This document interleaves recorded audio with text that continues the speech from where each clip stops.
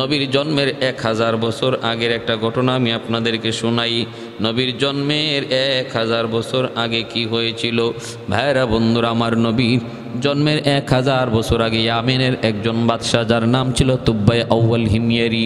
ওই তুব্বাই আউয়াল হিময়ারি সে 400 জন আলেমকে সাথে নিয়া, কয়শো, 400 জন আলেমকে সাথে নিয়া তুব্বাই আউয়াল হিময়ারি সে বের হয়েছে। কোথায় যাবে? কয় মক্কা শরীফ যাবে। কোথায় যাবে? কয় মক্কা শরীফ যাবে। 1,30,000 পদাতিক বাহিনী, আবার হলো কি 1,32,000 অশ্বারোহী। কত বড় বিশাল বাহিনী! 400 জন আলেম, 1,32,000 অশ্বারোহী, 1,30,000 পদাতিক বাহিনী নিয়ে আসে কাবা শরীফ দেখার জন্য, মক্কা শরীফ দেখার জন্য সে রওনা দিয়েছে।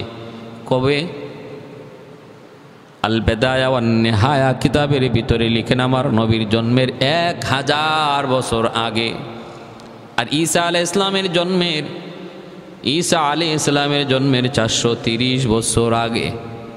ঈসা আলাইহিস ইসলামের জন্মের 430 বছর আগে বাইতুল্লাহর কাছে চলে আসলো। কিন্তু এত বড় বিশাল বহর, এরপরও বাইতুল্লাহ থেকে খানায় কাবার আশপাশ থেকে মক্কা থেকে মানুষজন তাকে সুস্বাগতম জানানোর জন্য কেউ বের হলো না। বাদশার মাইন্ডে বড় লাগলো। এইবার বাদশাহ বলতেছে, আমার বড় কষ্ট লাগলো। ঘটনা কি? কেউ তো আমার সম্মানে বের হলো না, কেউ তো হলো না। আমি এত বড় একজন বাদশাহ, এত বড় বিশাল বাহিনী নিয়ে আসলাম, কিন্তু মক্কার মানুষ আমাকে সুস্বাগতম জানাইল না কেন? এই চিন্তায় বাদশাহ বিভোর হয়ে গেল। তখন 400 জন আলেম তারা বলতেছে, জাহাপনা এটা আপনি মনে কিছু নিবেন না, কারণ মক্কার মানুষের কাছে আছে বাইতুল্লাহ খানায় কাবা, এই ঘর আল্লাহর ঘর, এই ঘরের ইজ্জত তাদের কাছে সবচেয়ে বেশি। এই ঘরের চেয়ে ইজ্জত বেশি এমন কোনো বস্তু দুনিয়ায় নাই। এজন্য তারা এই ঘরকে পিছনে রেখে কারো সম্মানে মক্কা থেকে বের হয় না। যদি আল্লাহর ঘরকে পিছন দিয়া কারো সম্মানে মক্কা থেকে বের হয়, তাহলে আল্লাহর ঘরের সম্মান নষ্ট হয়। আল্লাহর ঘরের চেয়ে ওই ব্যক্তিকে সম্মান বেশি দেওয়া হয়ে যায়, এজন্য ওরা বের হয় না।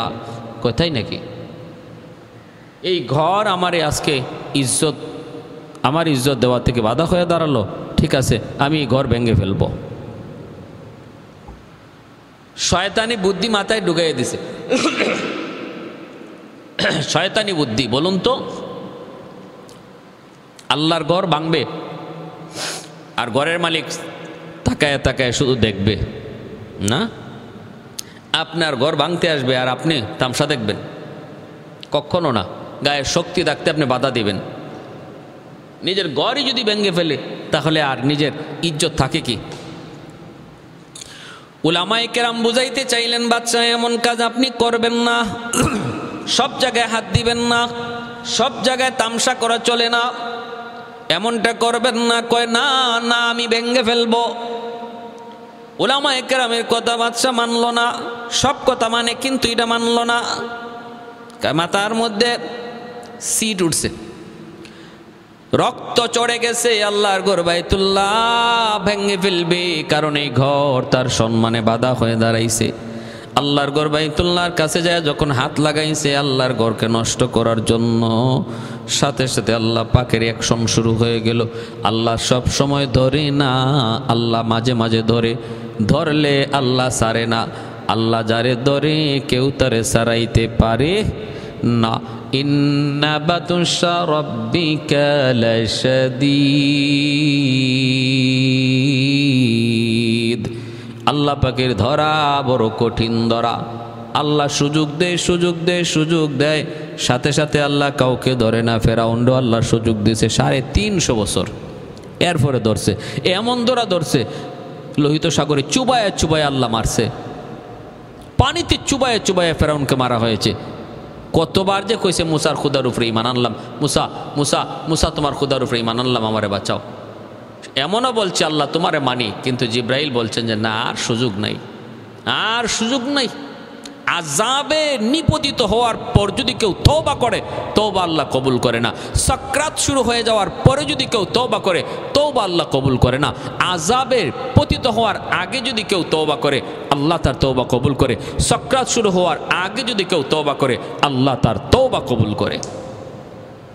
পশ্চিম দিগন্তে সূর্য উঠবে, তওবা কবুল হবে না। সাকরাত শুরু হলো মানে তার জীবনের পশ্চিম দিগন্তে সূর্য উঠে গেল। কেউ আযাবে পড়ে গেল মানে তার জীবনের পশ্চিম দিগন্তে সূর্য উঠে গেল, তার আর তওবা কবুল হবে না। এজন্য আমার আপনার তওবা করার সময় সাকরাত শুরু হওয়ার আগ পর্যন্ত মনে রাখবা। কার কখন সাকরাত শুরু হবে তা তো কেউ জানি না ভাই। কার কখন সাকরাত শুরু হবে এটা তো কারো জানা নাই। এজন্য প্রতিটা মুহূর্ত হলো আমার তওবা করার সময়, প্রতিটা মুহূর্তই হলো আমার তওবা করার টাইম। আল্লাহর কাছে অনুনয় বিনয় করা, অনুতপ্ত হওয়া, আল্লাহ জীবনে বহু ভুল করেছি, আল্লাহ তুমি আমার ভুলগুলি মাফ করো, সামনের জীবনে আর কোনো ভুল করব না, এইভাবে আল্লাহর কাছে মাফ চাওয়া। ভাইরা বন্ধুরা, এজন্য বলতেছিলাম তুব্বাই আমওয়াল হিমিয়ারি আল্লাহর ঘর বাইতুল্লাহ হাত দিয়েছে, সাথে সাথে আল্লাহ পাকের অ্যাকশন শুরু হয়ে গেল। অ্যাকশন কেমন অ্যাকশন শুরু হয়েছে? নাক মুখ চোখ বডির সমস্ত ছিদ্র দিয়ে রক্ত বের হওয়া শুরু হলো, অজ্ঞান হয়ে পড়ে গেল বাদশাহ। এরপরে বাদশার কাছে হেকিম ডাক্তার কবিরাজ আনা হলো তার চিকিৎসার জন্য। বাদশাহ বলতেছে আমার চিকিৎসা করে কোনো লাভ নাই, চিকিৎসায় কোনো ফল হচ্ছে না। উলামায়ে কেরাম বলে চিকিৎসায় কোনো ফল তোমার হবেও না। একটাই পথ আছে, একটাই পথ আছে, যার সাথে বেয়াদবি করেছো তার কাছে তুমি ক্ষমা চাও, কারণ তোমার আগুন লাগছে আসমানে, পানি দেওয়া হচ্ছে জমিনে। আগুন লাগছে আসমানে, পানি দিতেছো জমিনে, কোনোদিন এই আগুন নিববে না, নিববে না। তাড়াতাড়ি করে যার সাথে বেয়াদবি করেছো তার কাছে মাপ চাও।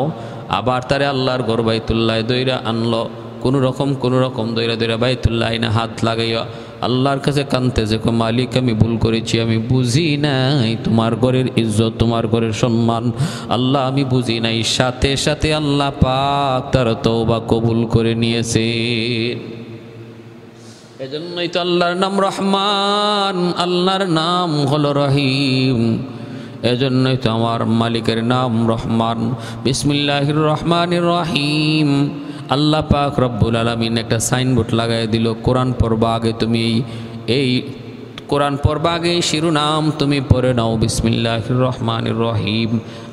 এর ভিতরে আমার আল্লাহর ইসমে আজমের নাম আছে, আল্লাহর দুইটা সিফাতি বড় বড় নাম আছে, রহমান আর রাহিম। এত বড় একটা আল্লাহ পাকের জাতি নাম আল্লাহ। ওই আল্লাহ নামের ভিতরে আল্লাহর যত গুণবাচক নাম আছে সবের ভিতরে আছে। আল্লাহ নামের ভিতরে রহমান আছে, রহিম আছে, রাজ্জাক আছে। আল্লাহ নামের ভিতরে আল্লাহ পাক রব্বুল আলামিনের যতগুলি সিফাতি নাম, কাদির আল্লাহ পাকের যতগুলি নাম, রাজ্জাক আল্লাহ পাকের যতগুলি নাম, হাই কাইয়ুম সবগুলি নাম আল্লাহর নামের ভিতরে আছে। কিন্তু সিফাতি নামগুলার ভিতরে একটা আর একটার ভিতরে নাই। রহমানের ভিতরে রহিম নাই, রহিমের ভিতরে রহমান নাই, রহমানের ভিতরে রাজ্জাক নাই, রাজ্জাকের ভিতরে রহমান নাই।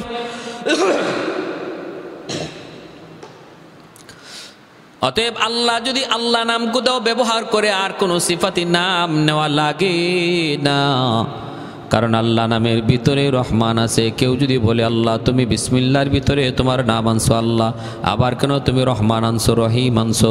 এই আল্লাহ নামের ভিতরেই তো রহমান আছে, রহিম আছে। আল্লাহ পাক যেন জবাব দিয়া কয়, বান্দারে শুন, আমার বান্দার এই কথা বোঝানোর জন্য, যদিও আমি আল্লাহর নামের ভিতরে রহমান রাহিম সহ আমার সবগুলি গুণবাচক নাম আছে, আবারও রহমান আর রহিম নাম আবার নিয়ে আসলাম এই কথা বুঝাইতে, বান্দা আমি আল্লাহ কেমন দয়ালু শুন, কেমন দয়ালু শুন। বান্দারে তুই যখন গুনাহ করো, আমি তোরে পিছনে পিছনে ডাকি, আমি পিছনে পিছনে ডাকি। মা গররাকা বিরব্বিকাল করিম, মা গররাকা বিরব্বিকাল করিম। ইয়া আইয়ুহাল ইনসান মা গররাকা বিরব্বিকাল করিম। এ আমার বান্দা, তোরে কোন জিনিসে তোরে আমি আল্লাহ থেকে ভুলায় দিল? কোন জিনিস তোরে আমি আল্লাহ থেকে ভুলায় দিল রে বান্দা? আয় আয় আয়, এখনো সময় আছে, তুই আমার কাছে আয়।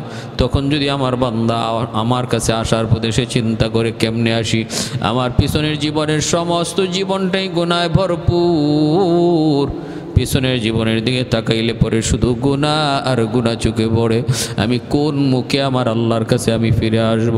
তখন আল্লাহ পাক কয়, বান্দা কেন? বিসমিল্লাহর মধ্যে আমি আল্লাহ নামের সাথে রহমান রহিম নাম উল্লেখ করে তোরে বুঝাই দিছি।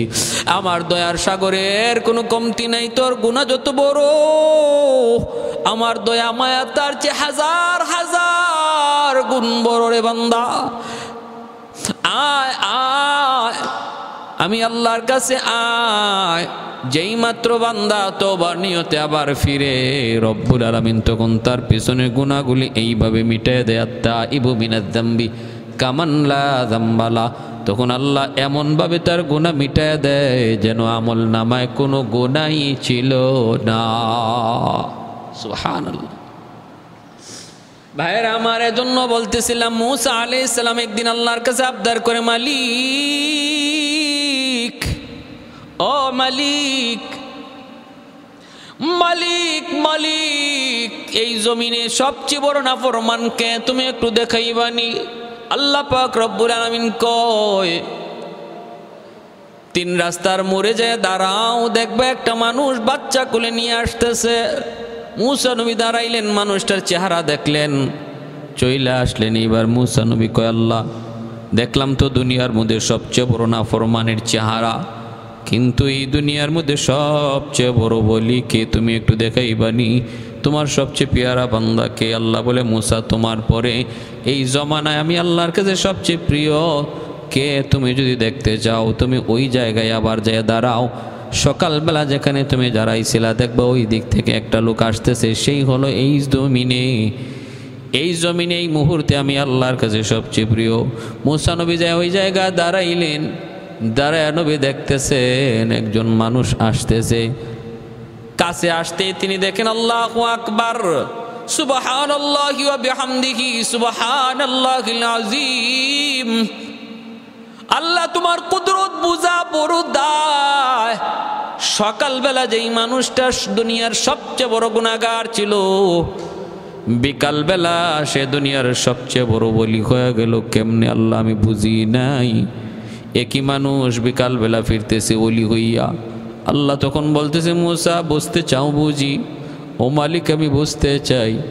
আল্লাহ বলে, আমার বান্দা সকালবেলা ছিল দুনিয়ার সবচেয়ে বড় নাফরমান, গুনার কথা ইয়াদ করে ছোট্ট বাচ্চাটারে কোলে নিয়ে পাহাড়ের উপরে উঠছে জঙ্গলে, তওবা করার নিয়তে নির্জন নিরিবিলি জঙ্গলের মধ্যে উঠছে। বাচ্চাটা খালি জিগায়, বাবা কই যাও? কয়, বাবা চলো জঙ্গলে যাই। জঙ্গলে যাওয়া মাত্রই বাচ্চারা বলতেছে, আব্বু জঙ্গলটা এত বড়, এর চেয়ে বড় কিছু আছে নাকি? বাবা বলে, এর চেয়ে বড় হলো পাহাড়। এরপরে বলতেছে, বাবা পাহাড়ের চেয়ে বড় কিছু আছে নাকি? কয় আছে, এর চেয়ে বড় হলো আসমান। বাবা এর চেয়ে বড় কিছু আছে নাকি? কয় এর চেয়ে বড় হলো তোমার বাবার গুনাহ। এইবার ছোট বাচ্চারা বাবার চেহারার দিকে তাকায় দেখে বাবার চোখের কোনায় পানি জমতেছে। আর বাচ্চারা বলতেছে, আব্বু তোমার গুনাহ এত বড়, এত বিশাল। বলে, হ বাবা। বাবা গো, তোমার গুনার চেয়েও বড় কিছু আছে নাকি? তখন বাবা সন্তানটার বুকে জড়ায় কপালে চুবুক খায় আর বলতেছে, বাজান রে,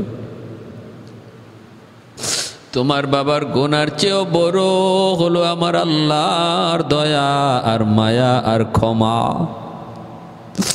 আমার আল্লাহর দয়া মায়া ক্ষমা তোমার বাবার গুনার চেয়েও বড়, গুনার চেয়েও বেশি। এই কথা বইলেই বলতেছে, বাবা আমি আল্লাহর কাছে একটু হাত উঠে তওবা করব, কানবো। আল্লাহ পাকের দয়ার আশায় আমি কানবো। পিছনের জীবনের দিকে তাকাইলে দেখি তোমার বাবার পুরা জীবনটাই গুনায় ভরপুর। যেহেতু আমার আল্লাহর দয়া মায়া আমার গুনার চেয়েও বেশি, আমি একটু কাঁদবো, তুমি আমার সাথে আমিন আমিন বলবা। আল্লাহ জানাইতেছে, মূসা রে, আমার বান্দা যখন হাতটা উঠে আমি আল্লাহর কাছে তওবার নিয়তে ডাক দিছে, আল্লাহ ওই আল্লাহ ডাকটা 7 আসমান ভেদ করে আমি আল্লাহর আরশে আজিমে আইসা ধাক্কা লাগছে। ছোট বাচ্চাটা বাবার চোখের পানি দেখা আমিন কইয়া ডাক দিছে, বাচ্চার আমিনটা আমি আল্লাহর আরশে আইসা ধাক্কা দেয়। ছোট বাচ্চাটাও কয়, আল্লাহ তুমি আমার আব্বারে মাফ করো, আল্লাহ তুমি আমার আব্বারে মাফ করো। মুসা আমার বাচ্চার এই অভিনব এক তওবার পদ্ধতি দেখে আমি আল্লাহর কুদরতি দিল নরম হয়ে গেছে।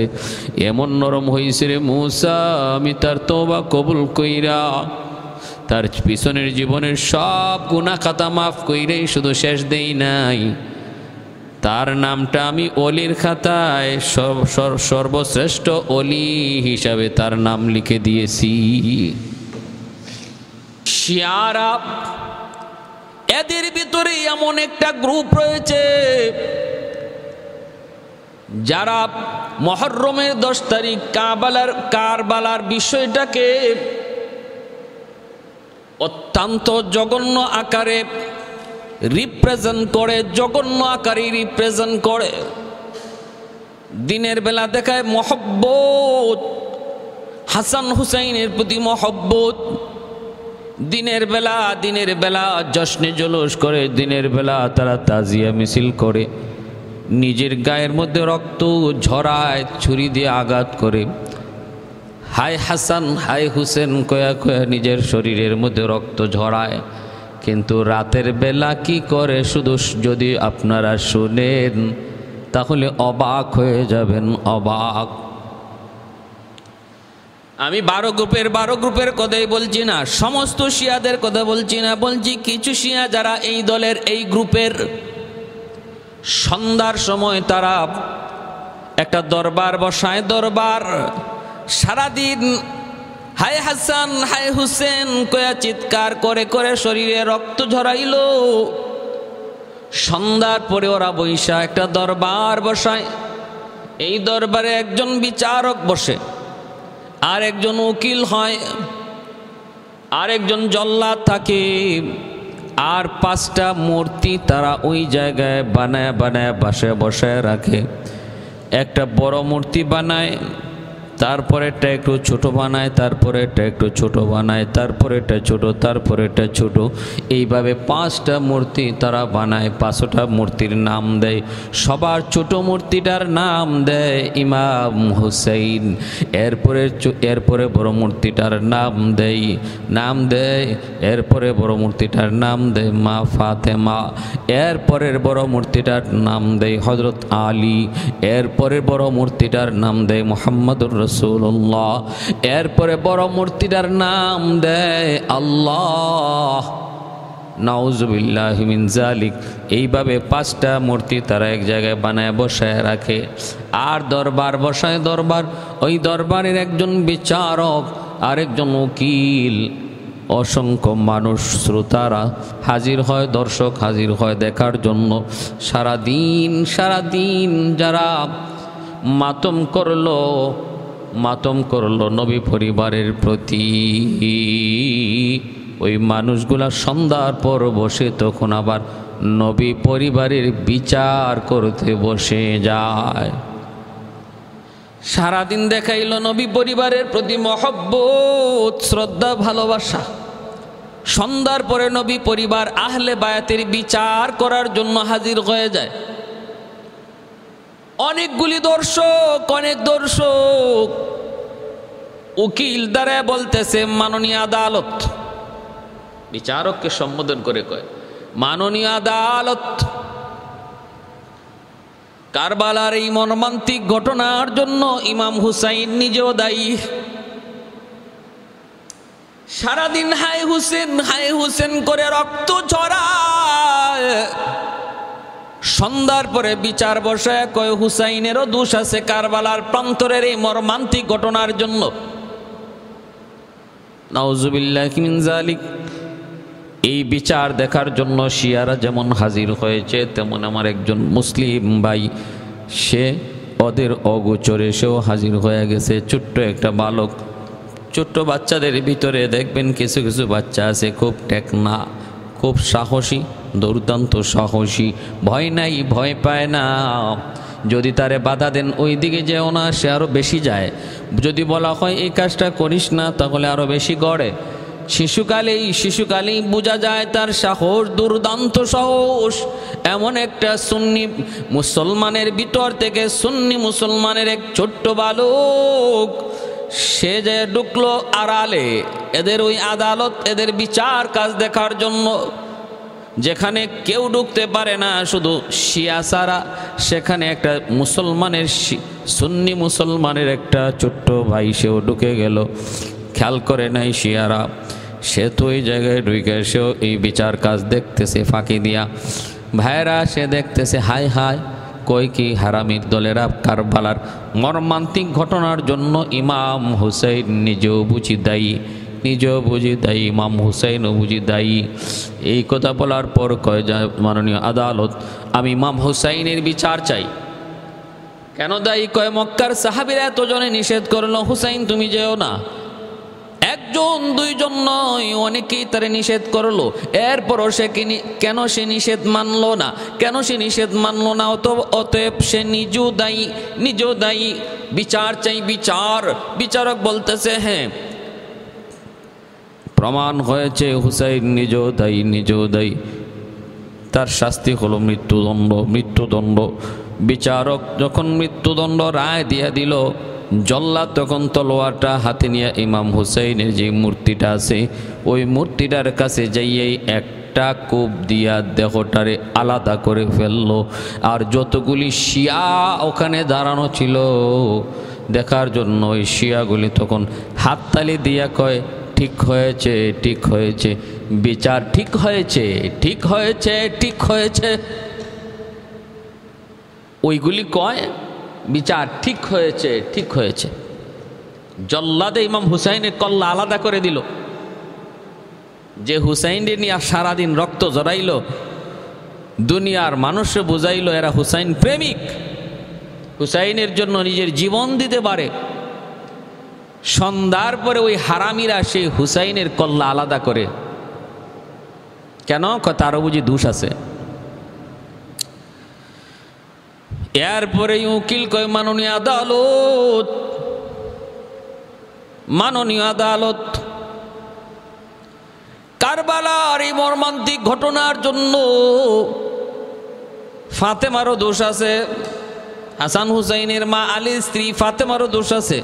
ফাতেমা বিষয়টা জানতেন। নবী বলে গেছিলেন, কেন সন্তানকে সতর্ক করলো না? বাবা কখনো কারবালায় যাবি না, কুফার মানুষের খপ্পরে পড়বি না, গাদ্দারিতে পড়বি না। কেন বলে নাই? সতর্ক কেন করে নাই মা হইয়া? অতএব ফাতেমারও দোষ আছে, ফাতেমারও বিচার হোক। আদালত তখন বলতেছে, বিচারক কয় মৃত্যুদণ্ড। জল্লাদ তলোয়ার হাতে নিয়া ফাতেমা রাদিয়াল্লাহু তাআলা আনহা খাতুনে জান্নাত ওনার যে মূর্তিটা বানাইছিল সেই মূর্তিটার কাছে জল্লাদ যাইয়া তলোয়ার দিয়া আঘাত করে দেহটা থেকে কল্লা আলাদা করে ফেললো। আর হারামিরা যারা দেখতেছে তামসা দেখে ওরা হাততালি দিয়া কয়, বিচার ঠিক হয়েছে। আর মুসলমান ছোট বাচ্চারা কয়, ইন্না লিল্লাহ, করতেছি কি হারামির দলেরা করে কি? আর দিনের বেলা আমাদের কি বুঝাইলো কি? এই মুনাফিকের দল দিনে করলো এক কাম, রাতে করে আরেক কাম। মুনাফিক কাকে বলে? মুনাফিক বলে তার মুখে এক কথা, দিলে আরেক কথা। দিলের ভিতরে যেই কথা এই কথা হাত দিয়ে বুঝায় না, কাজে বুঝায় না, কাজে বুঝায় অন্যটা, দিলে আছে অন্যটা। এর নাম হলো মুনাফিক।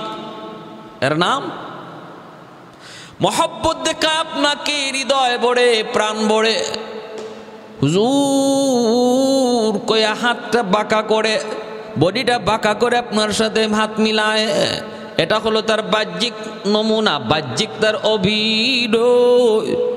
ভিতরে ভিতরে ইমাম সাহেবের প্রতি তার বিদ্বেষ, ভিতরে ইমাম সাহেবের প্রতি তার আক্রোশ, দুশ্মনী।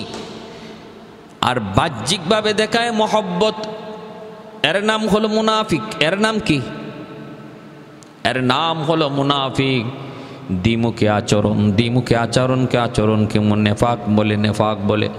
ভাইরা বন্ধুরা, জন্য আল্লাহ নবী বলে, মুনাফিকদের জন্য জাহান্নাম, মুনাফিকদের সর্বনিম্ন স্তর হবে মুনাফিকদের শাস্তি। ইন্নাল মুনাফিকিনা ফিদ দারকিল আসফালি মিনান নার।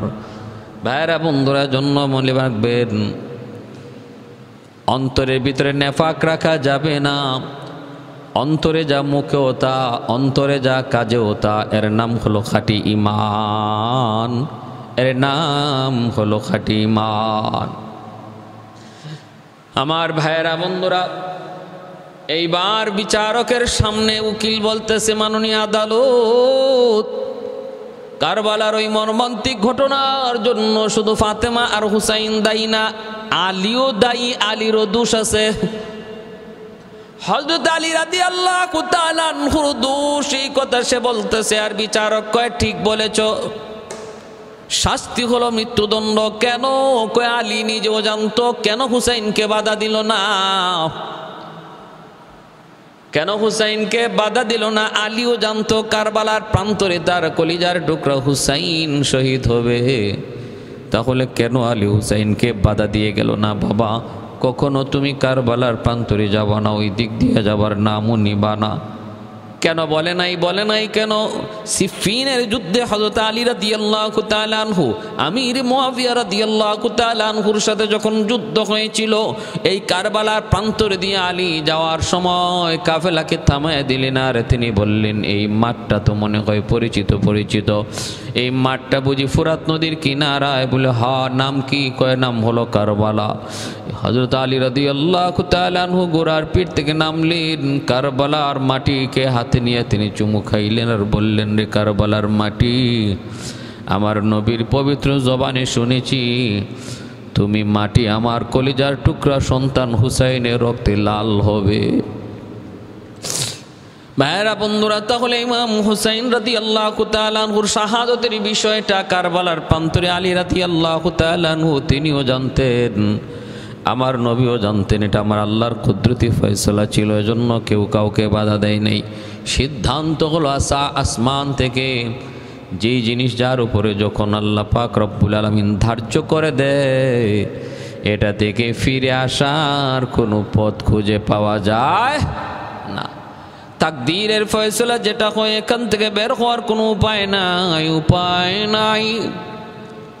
ভাইরা বন্ধুরা, জন্য আলী রাদিয়াল্লাহু তাআলা আনহুর বিরুদ্ধে ওরা মামলা দেয়। জাহাপনা আলীরও বিচার হওয়া চাই, বিচার হওয়া চাই। বিচারক তখন বলে মৃত্যুদণ্ড। জল্লাদ হাতের মধ্যে তলোয়ার নিয়ে এসেই এক কোপ দিয়ে কল্লাটা আলাদা করে ফেলে।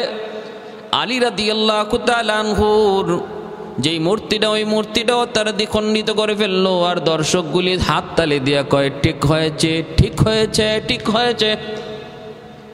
ছোট্ট সুন্নি মুসলমানের বাচ্চারা তখন মাথার মধ্যে তার ঘুরপাক খাইতেছে, গরম হইতেছে, চিন্তায় পড়ে গেল। ওরা আনন্দ করে আর সে মনে কষ্ট পাইতেছে, করে কি হারামির দল। আমার নবী পরিবারের প্রতি এতটা মহব্বত দেখাইল দিনের বেলা আহলে বায়াতের প্রতি, আর সন্ধ্যার সময় দেখা যায় ওই নবী পরিবারের উপরে তাদের এত বড় জুলুম, এত বড় আক্রোশ। তাহলে এরা বিশ্ব মুসলমানকে যা বুঝায়, এটা তাদের মূলত বুঝ নয়, প্রকৃত বুঝ নয়।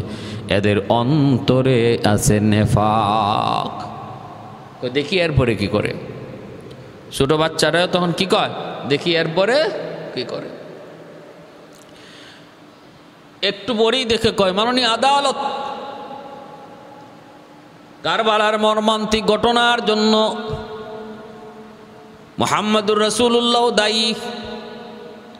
ইনি জানতেন, কেন নাতিকে নিষেধ করলেন না? কেন তিনি নিষেধ করলেন না? কেন তিনি বুঝা গেলেন না? এত আদরের নাতিটারে বুঝাইতে অসুবিধা কি ছিল? অতএব মুহাম্মদের বিচার চাই, বিচার। আদালত কয়ে মৃত্যুদণ্ড। জল্লাদ হাতের মধ্যে তলোয়ার নিয়া সামনের দিকে আগায়। আমার নবী, রহমতের নবী, মায়ার নবীর নাম নিয়ে যেই মূর্তি বানাইছিল, ওই মূর্তিটার মধ্যে তলোয়ার দিয়ে আঘাত করে জল্লাদ দেহ থেকে কল্লাটা আলাদা করে ফেলে। আর সবগুলি শিয়ারা যারা দাঁড়ায় আছে হাত তালি দিয়ে কয়, বিচার ঠিক হয়েছে, ঠিক হয়েছে, ঠিক হয়েছে। সুন্নি মুসলমানের পোলাটা শুধু চিন্তায় পড়ে গেল, হায় রে, এখন আমি কি করব? আমার নবীরও মেরে ফেলছে, আমার নবীরও বুঝি মেরে ফেলছে হারামির দল, এত বড় হারামি।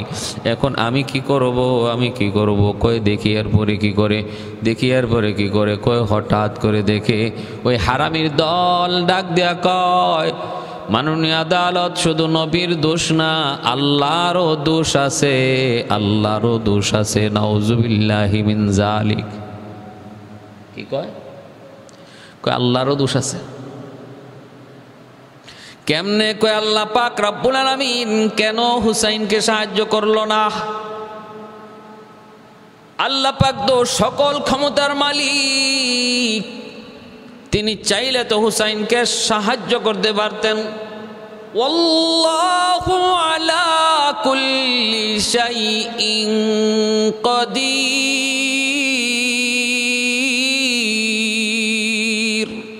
সকল কিছুর উপরে তিনি ক্ষমতাবান। তিনি তো চাইলে পারতেন, কেন তিনি সাহায্য করলেন না? বদরের ময়দানে মাত্র 313 জন, দুশমন ছিল 1000, বিজয় হয়েছে মুসলমানের 1000, 3000, 5000 ফেরেশতা আল্লাহ পাঠাইলেন। মুসলমানের পক্ষে ফেরেশতারা যুদ্ধ করলো, জিব্রাইলে আমিন কমান্ডার হলেন, বিজয় মুসলমানের হলো। এমনিভাবে একটা দুইটা যুদ্ধ নয়, উহুদের যুদ্ধে মুসলমানের বিজয়, খন্দক যুদ্ধে মুসলমানের বিজয়, মুতার যুদ্ধ, এত বড় যুদ্ধ, মাত্র 3000 মুসলমান, দুশমন হলো 2 লক্ষ, সেখানেও মুসলমানের বিজয়, মুসলমানের বিজয়। ভাইরা, ইয়ারমুকের যুদ্ধ, সৈন্য মাত্র 60 জন, আর দুশমন হলো 60,000। 60 জন সৈন্য লইয়া খালিদ বিন ওয়ালিদ রাদিয়াল্লাহু তাআলা আনহুর নেতৃত্বে 60,000 পরবর্তীতে আরো এসেছে 1,40,000। 2 লক্ষ সৈন্যকে কচুকাটা করে খালিদ বিন ওয়ালিদের নেতৃত্বে মুসলমানের বিজয়। ইয়ারমুকের যুদ্ধে এত বিজয়, মুসলমানের শক্তি কম ছিল, দুশমনের শক্তি বেশি ছিল। বোঝা গেল আল্লাহর গাইবী মদদের দ্বারা, আল্লাহর গাইবী সাহায্যের দ্বারা বিজয় এসেছে। সেই যে আল্লাহ বদরে ছিলেন, তিনি তো কারবালায়ও ছিলেন। যে আল্লাহ উহুদে ছিলেন, তিনি তো কারবালাতেও ছিলেন। তাহলে কারবালায় কেন তিনি সাহায্য করলেন না? কেন সাহায্য করলেন না? অতএব আল্লাহরও দোষ আছে, আল্লাহরও দোষ আছে। হারামির দল কিছুই বুঝে না, কারণ আমার আল্লাহর তকদির, আল্লাহ পাকের ফয়সালা যা হবে এর উপরে মানুষের বুঝ, মানুষের উপরে কোনো কথা ওঠানোর, মানুষের উপরে যুক্তি খোঁজার, আল্লাহর কোনো সিদ্ধান্তের উপরে কোনো মানুষের যুক্তি চলবে না, চিন্তা চলবে না, ফিকির চলবে না। মানুষের চিন্তা চেতনা যেখানে শেষ, সেখানে আল্লাহর কুদরত শুরু হয় মাত্র। মানুষ যা বুঝে না আল্লাহ তা বুঝে, মানুষ যা দেখে না আল্লাহ তা দেখে, মানুষ যা শুনে না আল্লাহ তা শুনে। ঠিক কিনা? কাদির কুদরত দারি হরচে খাহি আকুনি, কাদির কুদরত দারি হরকুনি, মুর্দা রাজা হাম তো বখশি জিন্দারা বেজা কুনি, মুর্দা রাজা হাম তো বখশি জিন্দারা বেজা কুনি। কাদির কুদরত দারি বরকামাল, কাদির কুদরত দারি বরকামাল, আন্তা রব্বি আন্তা হাসবি যুল জালাল, আন্তা রব্বি আন্তা হাসবি যুল জালাল। বিচারক হয়, ঠিক বলেছ। অতএব আল্লাহর বিচার হওয়া চাই। কয় মৃত্যুদণ্ড, বিচারক যেই মাত্র কয় আল্লাহর মৃত্যুদণ্ড, সাথে সাথে ওই সুন্নি মুসলমানের সন্তানটার মাথা গরম হয়ে গেছে। কই কি হারামি, এখন আমার আল্লাহরে বুঝি হত্যা করে ফেলবে, মেরে ফেলবে, আল্লাহরে বুঝি মেরে ফেলবে। দেখে জল্লাদ মুসবাউ করতেছে আর তলোয়ার নিয়ে আগাইতেছে আল্লাহকে হত্যা করার জন্য, আল্লাহ পাকের বিচার করার জন্য জল্লাদ আগাইতেছে। ওই অবস্থায় সুন্নি পোলাটা আর নিজের সামলায় রাখতে পারল না, একটা দৌড় দিয়ে আল্লাহর মূর্তিটারে নিজের বগলের মধ্যে লইয়া দিছে এক দৌড়। শিয়ারা তার পিছনে পিছনে দৌড়ায়, সেও সামনের দিকে দৌড়ায়, আল্লাহর মূর্তি লইয়া সামনের দিকে দৌড়ায়। শিয়ারা তার পিছনে পিছনে দৌড়ায়। দৌড়াইতে দৌড়াইতে তারা একদম মুসলমান সুন্নি এলাকায় যে ঢুকে পড়ছে, ওই বাচ্চাটাও তখন এলাকার মধ্যে ঢুকে পড়ছে।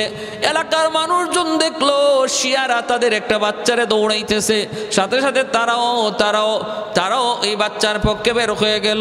শিয়ারা যখন দেখছে মুসলমান দাঁড়ায় গেছে, তখন আর তারা এইদিকে আসে নাই। দেশীয় অস্ত্র নিয়ে তারা আগাইতেছিল ওই বাচ্চাটাকে হত্যা করার জন্য। কিন্তু যেই মাত্র দেখলো মুসলমানও ওই বাচ্চার পক্ষ নিয়ে নিছে, তখন তারা আর সামনে আগায় নাই, ফিরত চলে গেছে। আল্লাহরে আর হত্যা করতে পারে নাই। এই বাচ্চা, এই পোলাটা, এই বালকটা আল্লাহ পাকের মূর্তিটা নিজের বগলের মধ্যে নিয়ে আইসা এলাকার মানুষের মধ্যে পড়লো। ভিড় হয়ে গেল মানুষের। কয় কি রে বাবা, কি হয়েছে একটু বল। কয় কি আর বলবো রে ভাই, আমার আগে একটু পানি খাওয়া, আমার ভিতর শুকায় গেছে। কি দেখলাম একটু পানি খাওয়াইছে। কয় কনা কি হয়েছে? কয় কি আর বলবো, হারামিরা সারাদিন যা করেছে সব ছিল ভাউতাবাজি আর ধোঁকা।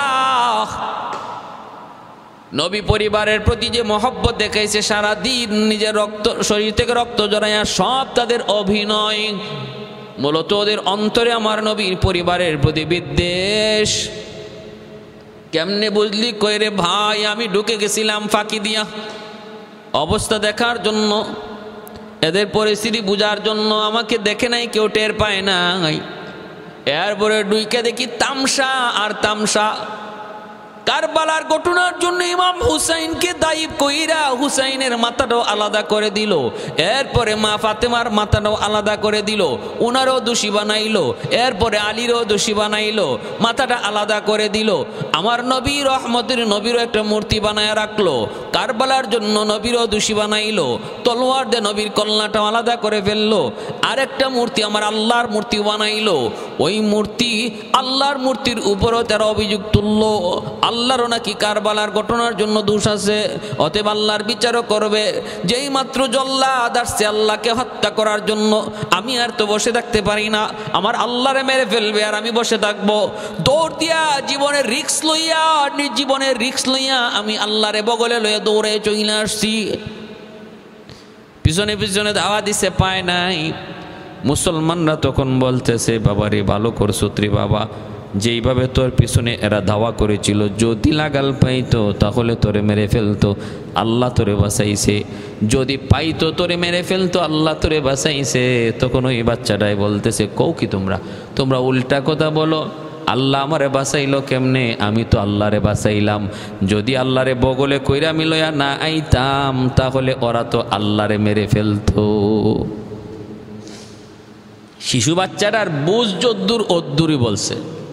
ওর বুঝটা হলো আল্লাহর মূর্তিরে মেরে ফেললে আল্লাহরে মেরে ফেলা হয়ে যায়। এর এই বুঝটাই নাই। তামাম দুনিয়ার যদি আল্লাহর মূর্তি দিয়ে ভরে ফেলে আর সব মূর্তি একে একে ধ্বংস করে, তবু আল্লাহর কিছু আসে যাবে না, আল্লাহর খুদাইর কোনো ঘাটতি হবে না। এই বুঝটা এই বাচ্চার নাই। সে মনে করছে আল্লাহরে বগলে লইয়া সে আল্লাহরে বাঁচাইয়ে নিছে। আমাদের সমাজেরও কিছু মানুষ আছে এমন, যারা মনে করে আমরা নামাজ রোজা পড়ার দ্বারা, হালাল পথে হালাল হারাম মান্য চলার দ্বারা আমরা খুদাই টিকাইয়া রাখছি, আমাদের এবাদত বন্দিগির দ্বারা আল্লাহ টিকে আছে। না, আমি যদি আল্লাহর বন্দিগি নাও করি, আল্লাহ পাকের বিন্দু পরিমাণও কোনো খুদাইয়ের ভিতরে কমতি আসবে না। তামাম দুনিয়ার সমস্ত মানুষ যদি আল্লাহকে আল্লাহ না মানে, তবু আল্লাহর কোনো কম হবে না। আর মিছিল করে যদি আল্লাহর বিরোধিতা করে, তবুও খুদাই চলে যাবে না। কারণ আল্লাহ কারো বুটে আল্লাহ হন নাই, খুদা কারো বুটে খুদা হন নাই। ঠিক না? আমার আপনার বুটে আল্লাহ হন নাই। চেয়ারম্যান আমার আপনার বুটে চেয়ারম্যান হয়েছে, এমপি আমার আপনার বুটে এমপি হয়েছে, মন্ত্রী আমার আপনার বুটে মন্ত্রী হয়েছে, প্রধানমন্ত্রী আমার আপনার বুটে হয়েছে। অতএব জনগণ যেদিন চাইব, যতদিন চাইব ততদিন থাকবো, যেদিন চাইব না সেদিন থাকবে না। কিন্তু আল্লাহ তার বান্দার বুটে আল্লাহ হন নাই। এজন্য তামাম দুনিয়ার সমস্ত বান্দারা, তামাম দুনিয়ার সমস্ত মানুষরা যদি আল্লাহর বিরুদ্ধে মিছিল করে, আল্লাহর বিন্দু পরিমাণ কোনো কমতি হবে না, বিন্দু পরিমাণ তার পাওয়ার কমে যাবে না। তিনি যেমন আছেন তেমন থাকবেন। অতএব এবাদত বন্দেগী করার দ্বারা আল্লাহর কোনো ফায়দা নাই, এবাদত বন্দেগী না করার দ্বারা আল্লাহর কোনো ক্ষতি নাই। করার দ্বারা লাভ আমাদের, না করার দ্বারা ক্ষতিও আমাদের। ঠিক কিনা ভাই? ঠিক তেমনিভাবে আমার আপনার নবী, রহমতের নবী, মায়ার নবী, দয়ার নবীর আদর্শ মতো চললে, নবীর আদর্শকে নিজের আদর্শ বানাইলে নবীর কোনো লাভ বিষয়টা এমন না। আমরা নবীর আদর্শ মান্না নবীর কোনো উপকার করতেছি বিষয়টা এমন না। নবীরে নবী মান্না নবীর নবুয়ত ঠিকায় রাখছি এমনও বিষয়টা না। আল্লাহ পাক বলে, তোমরা দুনিয়ার সমস্ত মানুষ যদি আমার নবীকে নবী না মানো কোনো অসুবিধা নেই, আমি আল্লাহ আমার রসুলকে রসুল হিসাবে স্বীকৃতি দিয়েছি, এটাই তার জন্য যথেষ্ট। মুহাম্মাদুর রাসূলুল্লাহ ওয়াল্লাযীনা মাআহু আশিদ্দাউ আলাল কুফফারি রুহামাউ বাইনাহুম মুহাম্মাদুর রাসূলুল্লাহ। আল্লাহ পাক রব্বুল আলামিন তিনি নিজেই ঘোষণা দিয়েছেন, মুহাম্মাদুর রাসূলুল্লাহ। আমার আপনার নবীর নামের শেষে রাসূলুল্লাহ শব্দটা আল্লাহ নিজে বলেছেন। এই কথা দ্বারা বুঝাইয়া দিলেন, দুনিয়ার কাফির কুফফারের দল, এই দুনিয়ার বেদিন বেঈমানের দল, তোরা যদি আমার বন্ধু মুহাম্মদের নামের শেষে রাসূলুল্লাহ শব্দ না মানো কোনো অসুবিধা নাই। আমি আল্লাহ আমার বন্ধুর নামের শেষে রাসূলুল্লাহ শব্দ যুক্ত করে দিলাম কোরআনের আয়াত বানাইয়া। তোমরা যদি রাসূলুল্লাহ নাও বলো, কিয়ামত পর্যন্ত আমি আল্লাহর কোরআন থাকবে, কোরআন সাক্ষী হয়ে থাকবে আমি আমার বন্ধুকে রাসূল হিসাবে মেনে নিয়েছি। আর তামাম দুনিয়ার সমস্ত মানুষ তোমরা যদি আমি আল্লাহকে আল্লাহ না মানো তাতেও আমি আল্লাহর কোনো অসুবিধা নাই। তোমাদের ভিতর থেকে আমার একজন গোলাম নাম মুহাম্মাদুর রাসূলুল্লাহ, তিনি আমাকে আল্লাহ হিসাবে স্বীকৃতি দিয়া রওজায়ে আতহারে শুয়ে আছে। তার একা স্বীকৃতি আমি আল্লাহর জন্য যথেষ্ট। মোহাম্মদ হামিদে হাম খোদা বস, খোদা দরমদা আফরি মুস্তফা বস, খোদা দরমদা আফরি মুস্তফা বস। এজন্য রে ভাই মনে রাখব, আমার আপনার নবী, রহমতের নবী, মায়ার নবী, দয়ার নবীর ইজ্জত সম্মান নবীর তরিকা মতো চললে বাড়বে, নবীর ইজ্জত বাড়বে বিষয়টা এমন না। আমার নবীর আদর্শ মতো যদি আমরা চলি আমাদের ইজ্জত বাড়বে। কে বাড়ায় দিবে? আল্লাহ বাড়ায় দিবে। আমি যদি নবীর আদর্শ মতো চলি, নবীকে নবী মানি, সব কথায় যদি নবীকে নবী মানি, নামাজের মধ্যে আমার কিবলা হবে বাইতুল্লাহ, জীবনের কিবলা হবে মুহাম্মাদুর রাসূলুল্লাহ, এই নীতিতে যেই মানুষটাই চলবে আল্লাহ পাক তার দুনিয়া আখিরাতের ভিতরে কামিয়াবি দান করবে। দুনিয়ার ভিতরে ইজ্জত সম্মান আল্লাহ তারে দান করবে। যতদিন পর্যন্ত মুসলমান জীবনের কিবলা বানাইছে মুহাম্মাদুর রাসূলুল্লাহ, জীবনের কিবলা বানাইছে মুহাম্মাদুর রাসূলুল্লাহ, ইবাদতের কিবলা বানাইছে বাইতুল্লাহ, ততদিন পর্যন্ত মুসলমানের ইজ্জত ছিল, সম্মান ছিল, মুসলমানের জয়গান বিজয়ের পতাকা পথ পথ করে উড়েছে। যেদিন থেকে মুসলমান জীবনের কিবলা মুহাম্মদুর রাসূলুল্লাহকে বাদ দিয়ে দিছে, মর্জিয়ার চিন্তা চেতনা ইউরোপীয় কালচারকে নিজের জীবনের কিবলা বানায় নিছে, সেই দিন থেকে মুসলমানের কপালে পরাজয়, মুসলমানের কপালে হলো লাঞ্ছনা আর গঞ্চনা। প্যারা বন্ধুরা, রে যুবক, তোমাকে একটু অনুরোধ করে বলবো, রে যুবক, একটু চিন্তা করে দেখো কত বড় নবীর উম্মত তুমি, কত বড় নবীর উম্মত তুমি। সকল নবীর নাম আল্লাহ কোরআনের মধ্যে নিয়েছেন, কিন্তু তোমার আমার নবীর নাম আল্লাহ কোরআনের মধ্যে নিয়ে নাম ধরে কখনো ডাক দেয় নাই। আদম নবীর নাম আল্লাহ নিয়েছেন, ইয়া আদম উসকুন আনতা ওয়া যাওজুকাল জান্নাহ, হে আদম স্ত্রী নিয়ে তুমি জান্নাতে থাকো। ইয়া আদম উসকুন, ইয়া নূহ ইন্নাহু লাইসা মিন আহলিক, এ নূহ, কানান তোমার বংশধর নয়। তুমি বলতেছো কেনান তোমার সন্তান, কিন্তু আমি আল্লাহ বলতেছি কেনান তোমার সন্তান নয়, তোমার বংশ নয়, তোমার পরিবার নয়। কারণ আমি আল্লাহর কাছে পরিবার হলো ইমানের দ্বারা হয়, ইমানের দ্বারা।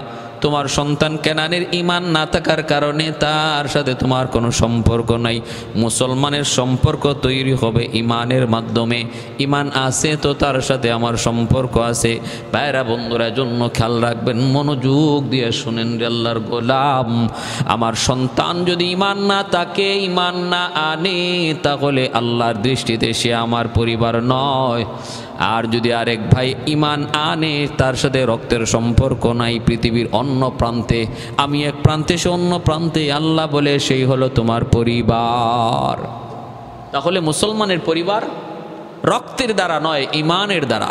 মুসলমানের পরিবার রক্তের বন্ধনে নয়, ইমানের বন্ধনে। এটা আল্লাহর দেওয়া। এজন্যই তো বদরের ময়দানে মুসআব ইবনে উমাইর রাদিয়াল্লাহু তাআলা আনহু, ওনার হাতে ছিল ইসলামের পতাকা। আর আজিজ ইবনে উমাইর ছিল তার আপন ভাই, তার হাতে হলো কাফিরদের পতাকা। বদরের ময়দানে কাফিরদের পক্ষে পতাকা যার হাতে আর মুসলমানের পক্ষে পতাকা যার হাতে, তারা দুইজন ছিল আপন মার পেটের বাইর, আপন মায়ের পেটের ভাই, একদম সহোদর ভাই। ভাইরা বন্ধুরা, ইসলাম এই কথা শিখায় দেশে, শোনো ভাই তখনই তোমার ভাই হবে যখন তার মধ্যে ইমান পাওয়া যাবে। ইমান যদি না থাকে, ভাইয়ের সম্পর্ক ইসলাম স্বীকৃতি দেয় না। ভাইরা বন্ধুরা, হযরত আবু বকর সিদ্দিক রাদিয়াল্লাহু তাআলা আনহু বদরের ময়দানে তিনি আমার নবীর পক্ষে, আর আবু বকর সিদ্দিকের সন্তান হলো আবু জাহেলের পক্ষে। যেই সন্তান পরবর্তীতে কালেমা পড়ে মুসলমান হয়েছেন, মুসলমান হওয়ার পরে তিনি বলতেছেন বাবাকে, বাবা বদরের যুদ্ধে আপনি আমার সামনে 3 বার পড়েছেন, কিন্তু আমি তলোয়ার চালাই নাই। সিদ্দিক আকবর বলেন, কেন চালাও নাই? কয় আপনি আমার আব্বা। আবু বকর সিদ্দিক বলে, বাবা শুন, কাফির কুফার বেদিন বেঈমান যুদ্ধ করে ক্ষমতার জন্য, দুনিয়ার লোভে, দুনিয়ার শান শৌকত ইজ্জত কামাই করার জন্য। আর মুসলমান যুদ্ধ করে আল্লাহর জন্য, আল্লাহর জন্য। মুসলমান যুদ্ধ করে আল্লাহর জন্য, এই কথা প্রমাণ দেওয়ার জন্য যুদ্ধ করে। মালিক, তোমার জন্য আমি সব ছাড়তে পারি, তোমার জন্য সন্তান ছাড়তে পারি, তোমার জন্য বিবি ছাড়তে পারি, তোমার জন্য জীবন দিতে পারি, এই কথার প্রমাণ দেওয়ার জন্য মুসলমান যুদ্ধ করে। এ বাবা, আমি 3 বার পড়ছি তোর সামনে, তুই তলোয়ার চালাও নাই। কিন্তু আমার কথা শোনো, তুমি যদি একবার আমার সামনে পড়তা, একবার শুধু আমার চোখের সামনে পড়তা, একটা আঘাতে তোমার কল্লাকে দ্বিখণ্ডিত করে দিতাম। এই কথা প্রমাণ দেখানোর জন্য মালিক, আমি আবু বকরের কাছে আমার সন্তানের চেয়ে তোমার মহব্বত বেশি। सैयद कौनैन तेरी जान सरो को सलाम, सैयद कौनैन तेरी जान सरो को सलाम, यानी गिरदोन नबूवत के सितारों को सलाम, यानी गिरदोन नबूवत के सितारों को सलाम, उन हिजाज़ी गाजियों को शख्सवारों को सलाम, उन हिजाज़ी गाजियों को शख्सवारों को सलाम, यानी गिरदोन नबूवत के सितारों को सलाम, यानी गिरदोन नबूवत के सितारों को सलाम, सैयद कौनैन तेरी जान सारों को सलाम, यानी गिरदोन नबूवत के सितारों को सलाम। হাজারো সালাম নবী সাহাবায়ে কেরামের প্রতি, যাদের এত বড় ত্যাগ, এত বড় কুরবানির কারণে আজ ইসলাম আমরা পেয়েছি। কি পরিমাণ ত্যাগ আর কুরবানি ছিল। এর যুবক, এজন্য বলতেছি শুনো, নূহ নবীর আল্লাহ ইয়া নূহ কয়ে ডাক দিছে, ইব্রাহিম নবীর আল্লাহ ইয়া ইব্রাহিম, قد صدقت الرؤيا إنا كذلك نجزي المحسنين। ও ইব্রাহিম, কই আল্লাহ ইব্রাহিম কে ডাক দিছে, ইয়া ইয়াহইয়া খুদিল কিতাব বিকুওয়া। আল্লাহ পাক রব্বুল আলামিন নবীদেরকে এইভাবে ডাক দিছে, ওমা তিলকা বিয়ামিনিকা ইয়া মূসা। আল্লাহ পাক নাম ধরে ডাক দিছে, কিন্তু তোমার আমার নবীর আল্লাহ কেমনে ডাক দিছে শুনবানি। ইয়া আইয়ুহার রাসূল, ইয়া আইয়ুহান নবী, ইয়া আইয়ুহাল মুজাম্মিল, ইয়া আইয়ুহাল মুদ্দাসির। ওগো আমার মায়ার নবী, মায়ার রাসূল, ও চাদরওয়ালা, ও চাদরওয়ালা। এইভাবে আল্লাহ সম্বোধন করেছেন। ও মুহাম্মদকে আল্লাহ কোথাও ডাক দেন নাই। সুবহানাল্লাহ। এতটা মহব্বত, এতটা ভালোবাসা, এতটা মহব্বত, এতটা ভালোবাসা আমার নবীর প্রতি আল্লাহ পাকের ছিল। এজন্যই তো বাইরা নবীর গুণগান, নবীর প্রশংসা। আমার নবীর আলোচনা শুধু আমার নবীর জন্মের পর থেকে নয়, নবীর জন্মের 1000 বছর আগে ও নবীর কথা আলোচনা হয়েছে তাওরাত কিতাবে। আমার নবীর জন্মের 1000 বছর আগেও তাও জাবুর কিতাবে আলোচনা হয়েছে নবীর আলোচনা। এমনিভাবে সকল আসমানি কিতাবে আমার নবীর জীবনী নিয়ে আলোচনা হয়েছে, তাওরাত কিতাবে আলোচনা হয়েছে, তাওরাত কিতাবে আলোচনা হয়েছে। আমার ভাইয়েরা বন্ধুরা, একটা দুইটা নয়, অসংখ্য অগণিত সহিফার মধ্যে আমার নবীর নাম নিয়ে আলোচনা হয়েছে। হ্যাঁ, সব জায়গায় নবীর গুণগান, নবীর আলোচনা হয়েছে, নবীর আলোচনা হয়েছে। এজন্য বলতেছি রে ভাই, মনে রাখবেন নবীর জন্মের 1000 বছর আগের একটা ঘটনা আমি আপনাদেরকে শোনাই। নবীর জন্মের 1000 বছর আগে কি হয়েছিল ভাইরা বন্ধুরা? আমার নবীর জন্মের 1000 বছর আগে ইয়ামেনের একজন বাদশাহ, যার নাম ছিল তুব্বাই আউয়াল হিময়ারি। ওই তুব্বাই আউয়াল হিময়ারি সে 400 জন আলেমকে সাথে নিয়া, কয়শো? 400 জন আলেমকে সাথে নিয়া তুব্বাই আউয়াল হিময়ারি সে বের হয়েছে। কোথায় যাবে? কয় মক্কা শরীফ যাবে। কোথায় যাবে? কয় মক্কা শরীফ যাবে। 1,30,000 পদাতিক বাহিনী, আবার হলো কি 1,32,000 অশ্বারোহী। কত বড় বিশাল বাহিনী! 400 জন আলেম, 1,32,000 অশ্বারোহী, 1,30,000 পদাতিক বাহিনী নিয়ে আসে কাবা শরীফ দেখার জন্য, মক্কা শরীফ দেখার জন্য সে রওনা দিয়েছে। কবে? আল বেদায়া ওয়ান নিহায়া কিতাবের ভিতরে লিখেন আমার নবীর জন্মের 1000 বছর আগে। আর ঈসা আলাইহিস সালামের জন্মের 430 বছর আগে। ঈসা আলাইহিস সালামের জন্মের 430 বছর আগে বাইতুল্লাহর কাছে চলে আসলো, কিন্তু এত বড় বিশাল বহর। এরপরও বাইতুল্লাহ থেকে, খানায় কাবার আশপাশ থেকে, মক্কা থেকে মানুষজন তাকে সুস্বাগতম জানানোর জন্য কেউ বের হলো না। বাদশার মাইন্ডে বড় লাগলো। এইবার বাদশাহ বলতেছে, আমার বড় কষ্ট লাগলো। ঘটনা কি? কেউ তো আমার সম্মানে বের হলো না, কেউ তো হলো না। আমি এত বড় একজন বাদশাহ, এত বড় বিশাল বাহিনী নিয়ে আসলাম, কিন্তু মক্কার মানুষ আমাকে সুস্বাগতম জানাইল না কেন? এই চিন্তায় বাদশাহ বিভোর হয়ে গেল। তখন 400 জন আলেম তারা বলতেছে, জাহাপনা, এটা আপনি মনে কিছু নিবেন না, কারণ মক্কার মানুষের কাছে আছে বাইতুল্লাহ খানায় কাবা। এই ঘর আল্লাহর ঘর, এই ঘরের ইজ্জত তাদের কাছে সবচেয়ে বেশি। এই ঘরের চেয়ে ইজ্জত বেশি এমন কোনো বস্তু দুনিয়ায় নাই। এজন্য তারা এই ঘরকে পিছনে রেখে কারো সম্মানে মক্কা থেকে বের হয় না। যদি আল্লাহর ঘরকে পিছন দিয়া কারো সম্মানে মক্কা থেকে বের হয়, তাহলে আল্লাহর ঘরের সম্মান নষ্ট হয়। আল্লাহর ঘরের চেয়ে ওই ব্যক্তিকে সম্মান বেশি দেওয়া হয়ে যায়, এজন্য ওরা বের হয় না। কথাই নাকি?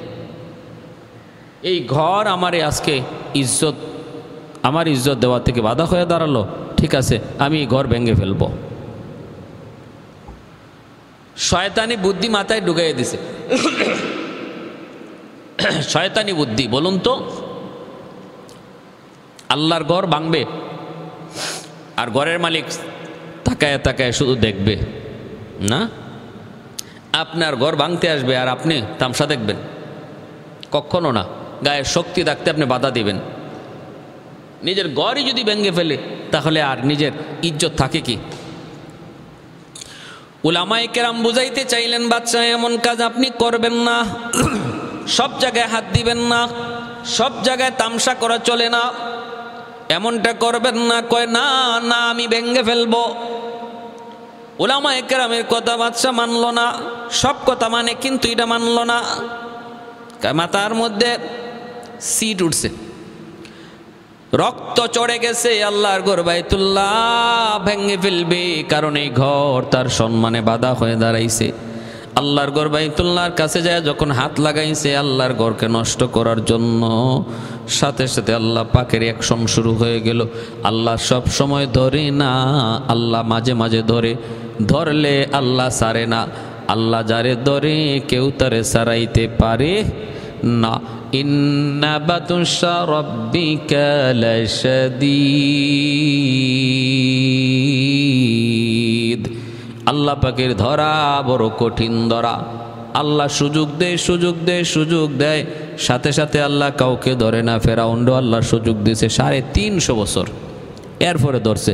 এমন ধরা ধরছে লোহিত সাগরে চুবায় চুবায় আল্লাহ মারছে, পানিতে চুবায় চুবায় ফেরাউনকে মারা হয়েছে।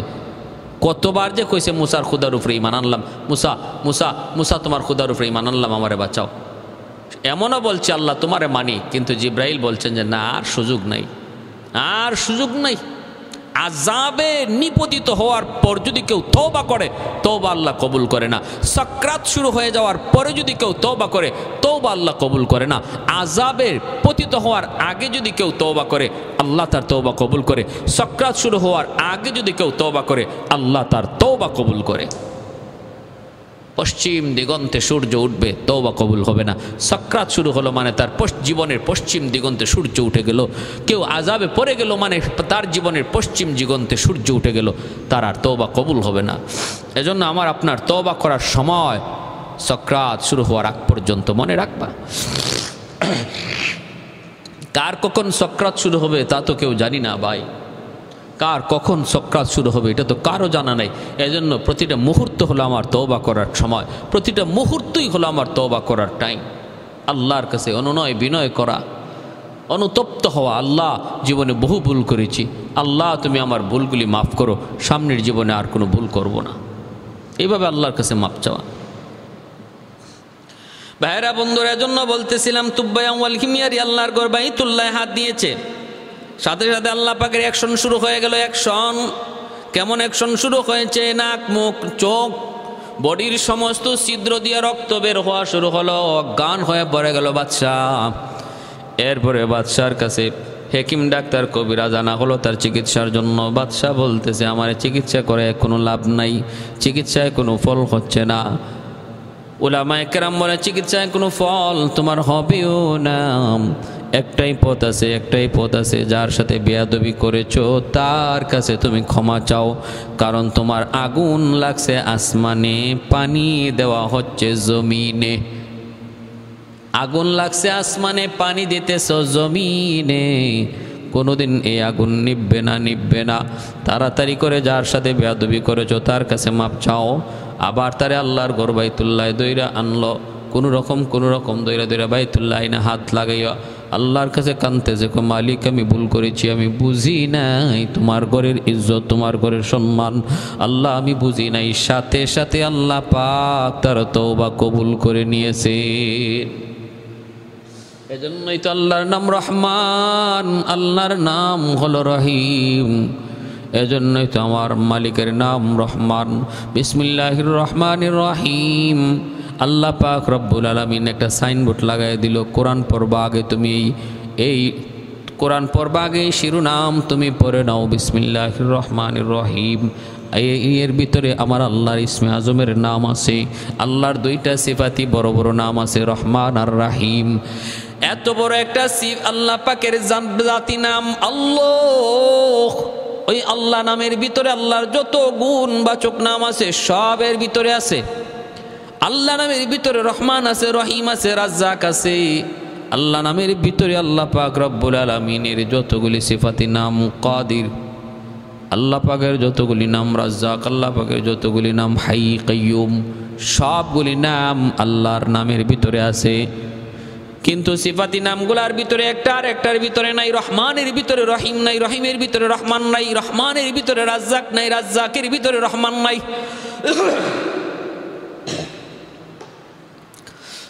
অতএব আল্লাহ যদি আল্লাহ নাম কোথাও ব্যবহার করে আর কোনো সিফাতি নাম নেওয়া লাগে না, কারণ আল্লাহ নামের ভিতরে রহমান আছে। কেউ যদি বলে আল্লাহ তুমি বিসমিল্লার ভিতরে তোমার নাম আনছো আল্লাহ, আবার কেন তুমি রহমান আনছো রহিম আনছো?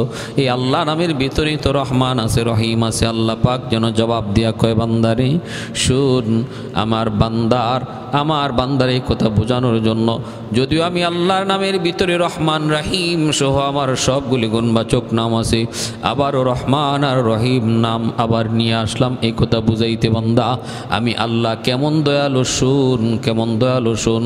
বান্দারে তুই যখন গুনাহ করো, আমি তোরে পিছনে পিছনে ডাকি, আমি পিছনে পিছনে ডাকি।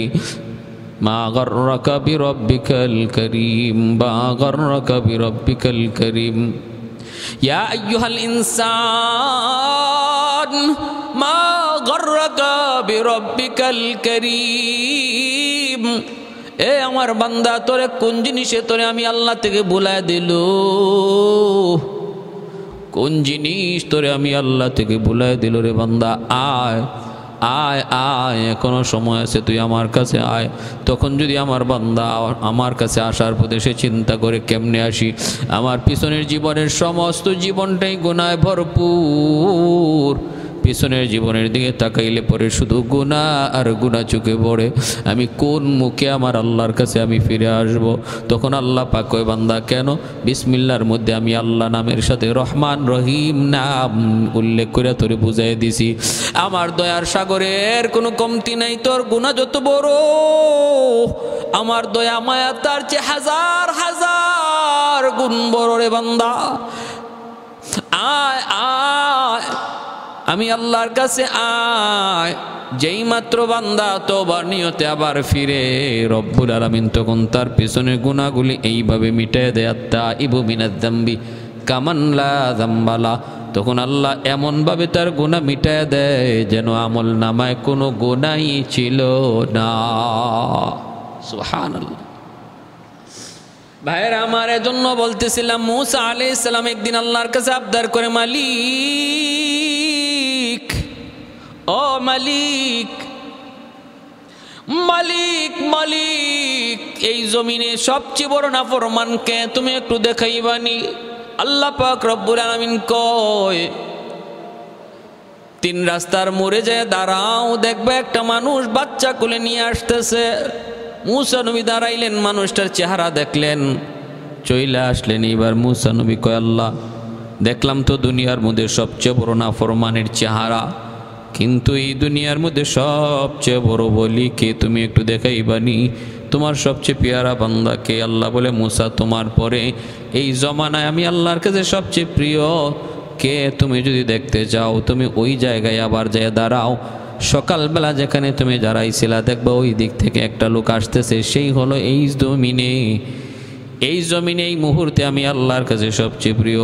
মুসা নবী যায় ওই জায়গায় দাঁড়াইলেন, দাঁড়ায় নবী দেখতেছেন একজন মানুষ আসতেছে। কাছে আসতে তিনি দেখেন আল্লাহু আকবার, সুবহানাল্লাহি ওয়া বিহামদিহি সুবহানাল্লাহিল আযীম।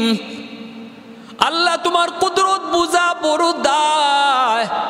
সকালবেলা যেই মানুষটা দুনিয়ার সবচেয়ে বড় গুনাহগার ছিল, বিকালবেলা সে দুনিয়ার সবচেয়ে বড় বলি হয়ে গেল কেমনে? আল্লাহ আমি বুঝি নাই।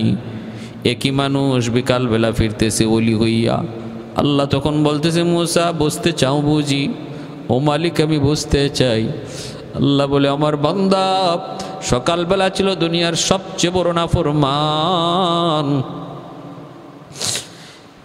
গুনার কথা ইয়াদ করে ছোট্ট বাচ্চাটারে কোলে নিয়ে পাহাড়ের উপরে উঠছে জঙ্গলে, তওবা করার নিয়তে নির্জন নিরিবিলি জঙ্গলের মধ্যে উঠছে। বাচ্চাটা খালি জিগায়, বাবা কই যাও? কয় বাবা চলো জঙ্গলে যাই।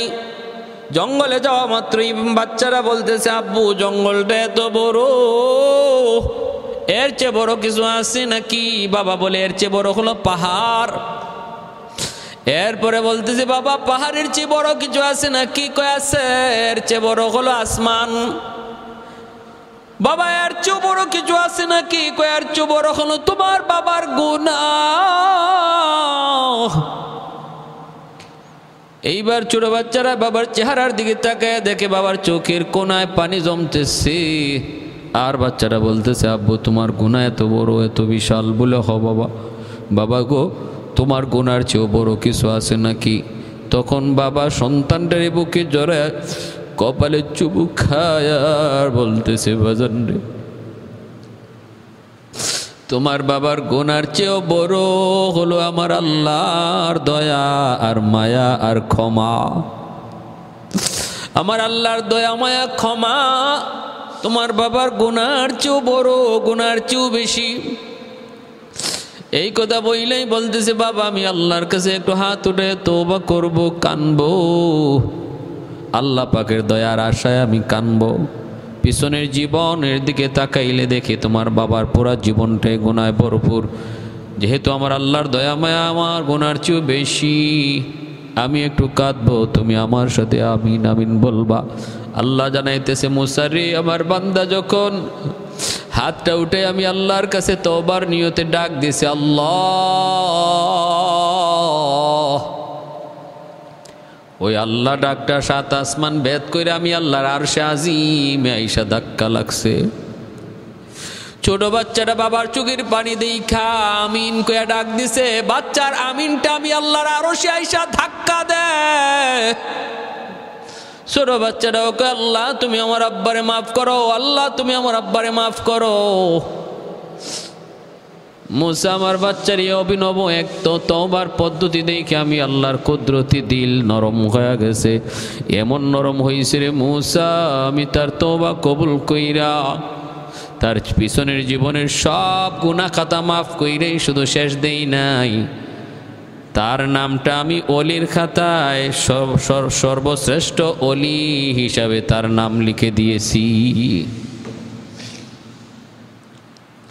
मैं तालिब मौला हूँ मेरी इश्क निराला,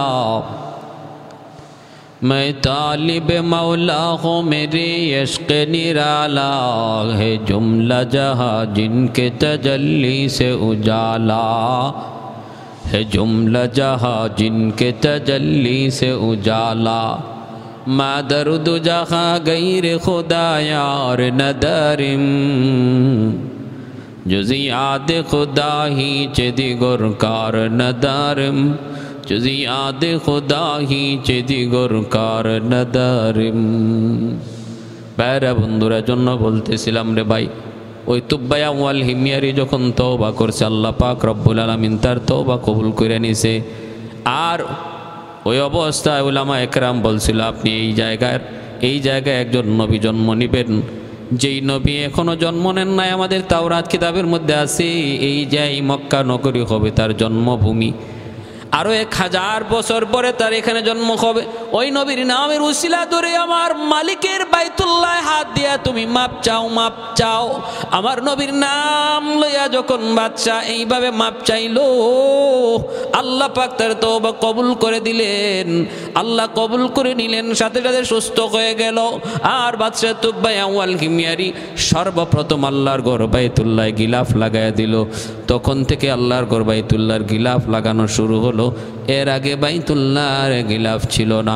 অতএব রে নবীর উম্মতের দল, একটু চিন্তা করো রে ভাই, কার নমুনা নিয়ে চলতেছো, কার আদর্শ নিয়ে তুমি চলতেছো, কার আদর্শ নিয়ে চলতেছো। নবীর আদর্শ গ্রহণ করলে তোমার আমার ইজ্জত বাড়ায় দিবে আল্লাহ। আমার নবীর কিছু আসে যায় না। তামাম দুনিয়ার সমস্ত মানুষ যদি কে নবী না মানে, আমার আল্লাহ বলেন নবীর কিছু আসে যায় না। কিন্তু যদি মানো, নবীর তরিকা মতো চলো, ইজ্জত দিব, সম্মান দিব আমি আল্লাহ।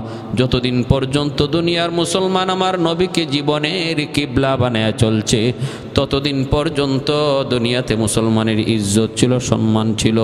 আজকের এই বিশ্ব পরিস্থিতি, মুসলমানের ইজ্জত নাই, সম্মান নাই, মুসলমানের কদর নাই।